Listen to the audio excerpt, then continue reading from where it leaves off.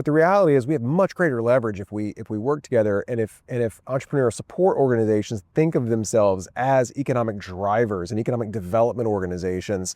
And so that's a big push of ours, because it means resources, it means greater leverage. So we need other economic development organizations to see what you guys are doing, the good work that you're doing across the state and in Baton Rouge, as an economic development initiative, fundamentally. Downtown Baton Rouge is having a moment, and Nexus Louisiana is proud to be part of it. For more than 30 years, we've been connecting founders, talent, and innovators to opportunities that move Louisiana forward. Now we're doing it from the heart of downtown Baton Rouge, where the people defining Louisiana's future are already at work. This series is your front row seat to our journey as we sit down with our partners and leaders shaping the future of Baton Rouge and its state. We're Nexus Louisiana, we're downtown, and we're just getting started. Hey, what's up, Josh? What's up, Tony? Good to see you, man. Long time. I know. Thanks for spending time. Oh my God, for sure. Yeah. It was cool to see folks from across the state here last night at your new campus. How long have you been in this space? And I'm also curious, when you think about this particular neighborhood we're in, how does it feel to be here? Yeah, it's a good question. So we moved into the space around October, and let me tell you, the punch list was about a mile long of things that we had to fix. It's still a state building, and you're right, the bureaucracies are very real. So chomping at that punch list in a state building just takes a little bit longer, but we got there. So we've only been there for a few short months. I love the location for a few very strategic reasons. We are right here between the government complex buildings where all the state agencies are housed, the Capitol building, and the Pentagon barracks. The Pentagon barracks is where the legislators, the lawmakers, the guys who fund the things that we're trying to do sleep when they're in session. Right? This is where they hang out. You have the Capitol, which is where they convene and pass those laws and where the executive branch is housed. And then you have all the various executive agencies that are around us, and we're kind of in the middle of all of that. And so being visible and having our mission visible to all of those lawmakers, all that stuff can be done in walking distance. It's great. That's where you need to be. So I'm a huge fan of y'all's move to downtown. It matters for a whole bunch of reasons.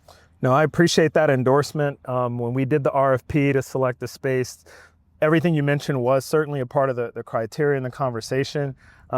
This is my first legislative session as the Nexus CEO, and it also just strikes me the role that the Capitol plays for bringing policymakers from across the state to make those key decisions every year. I think we can hold up the counterpart to that when it comes to innovation. So if you're an innovator, you're either an ecosystem builder or a founder yourself or an investor, this should be that neutral ground. No matter whether you're on I-20 corridor or I-10 corridor, to come to get the training you need, resources you need, and then go back to your respective parish and region to copy that blueprint and back home. 100%. Yeah. Come here, learn, and then export some of those learnings back to your corner of the state. I think that's absolutely right. I think one of the other reasons that I'm so excited about your visibility and your move downtown is, the continued push that we have to bring innovation into the economic development fold, I think is critical. So for so long, economic development partners were focused on recruitment and retention, right? So let's go try to land the next big company that's expanding. Let's go try to land the next big manufacturing project. Or let's try to keep the big guys here.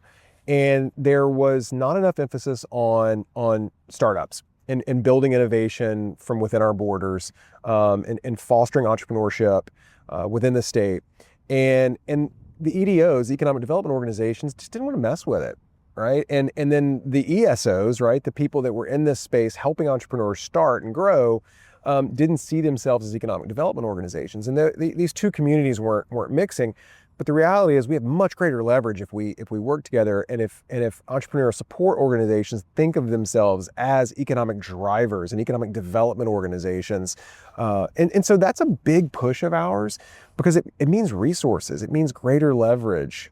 So we need other economic development organizations to see what you guys are doing, the good work that you're doing across the state and in Baton Rouge, as an economic development initiative, fundamentally. I remember you were the first person to introduce that idea to me, that we need to be looking at our work on that spectrum. Because you're right, traditionally it's not associated with economic development, but you kind of challenged me to kind of point and place our work on that spectrum. And I've been now kind of in educating stakeholders on this topic to I describe kind of our work as microeconomic development. So on the far right end of the spectrum, you have, like you're saying, you're using tax incentives to bring in the metas of the world. Yep. And you're able to measure that work by way of revenue generated, jobs created. Yep. But all the way left of that, our work is a bit more microscopic. And when I think about the meta example, it was 22 years ago to be exact, when that company wasn't in a position to be lured by tax incentives. That company was a startup inside of a dorm room in Cambridge, Massachusetts, with 4 students building a simple app to find other classmates, right? And the question I have for us collectively is, where is that startup today within Louisiana? That's right. So that we can start making those investments such that, say, 20 years from now, a local company, homegrown, can make that, multi-billion-dollar investment back into the state. That's right. And so that we put the seeds out today that grow up to turn into the next Meta, the next Amazon. That's 100% right. Yeah, I very much see this as the long game answer to the ribbon cutting world that economic development has traditionally lived in. We got to continue to cut ribbons. We got to continue to attract big employers and big investors here for those big projects. Critical work. But we also have to start planting those seeds today, to your point, so that someone in their dorm room at LSU or at Southern or at ULL or ULM is going to be the next Meta. The reality, though, is we have to work that into our culture as organizations to know that, my org is not going to be out there ribbon cutting, right? That's just not what we do. We're going to celebrate exits, but we're going to do that in the next 10 or 20 years. And I actually think government is well positioned because we ain't going anywhere. We've been here for 300 years, right? That's right. We should build the KPIs into how we operate to understand that planting those seeds today will bear fruit in the future. And so it's just working that into the culture of economic development and making sure that folks know that the work that we're doing today might not be splashy always, but we're going to look up in 10 or 20 years, we're going to have some really big companies here because of the work we're doing in 2025 and 2026 and 2027. And hopefully I make it to 28, so. You will. We'll be here. And we'll come right back to this bench. Speaking of which, I'm excited to see your new space because we're sort of hammers down in our new campus as well. And, I think when we walk outside of our new building and we look up the street, we can see LED. And so I'm curious, inside of your building, kind of what's exactly there, what teams are housed at the LA.io campus. Great. And how we can collaborate more as we are finalizing kind of who's exactly going to be in our space. Love it. Let's go do a tour. I'll give you the whole rundown. And I think we're in good shape. I don't think there's anybody moving stuff in or out right now. So now's probably a good time to go take a peek. Let's do it. All right.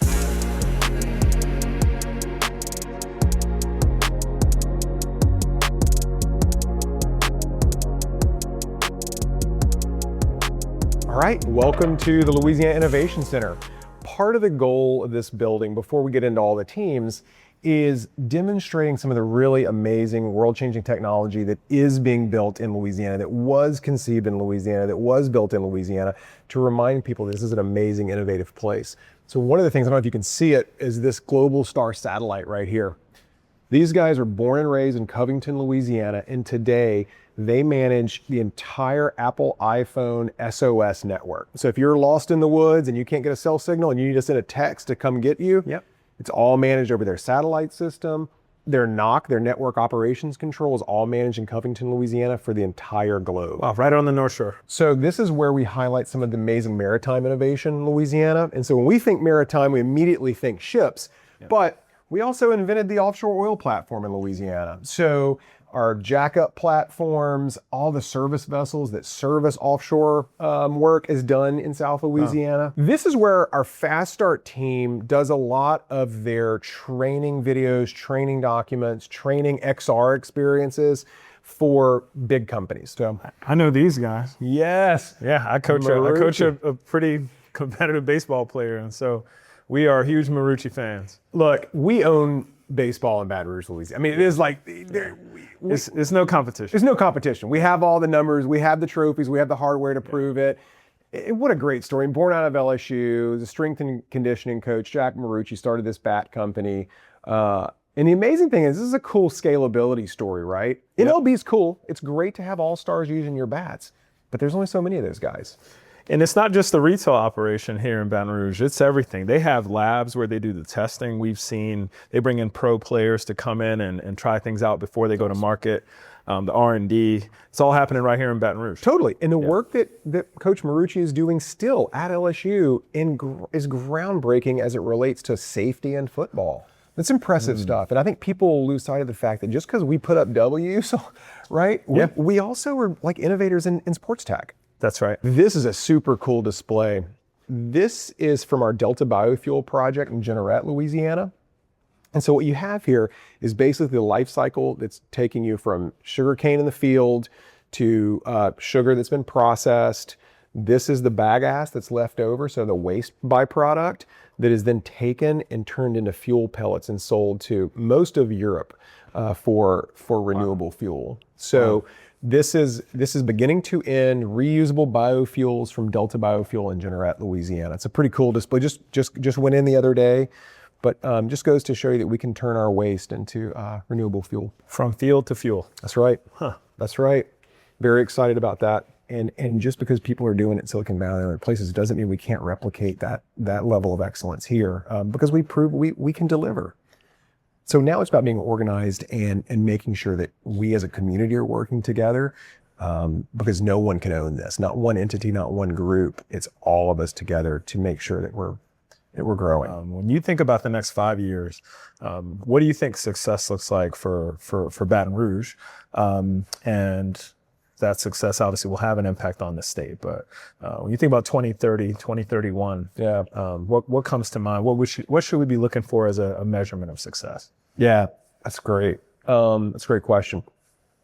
There's a bunch of ways to look at it, but I think a strong Nexus, Louisiana in downtown Baton Rouge with a strong pipeline of startups and students coming in from our higher ed partners in the region, and everyone knows that the value that you guys can bring to the startup community, not only here but across the state, is a win. That's an unlock. So having a strong Nexus is a big deal.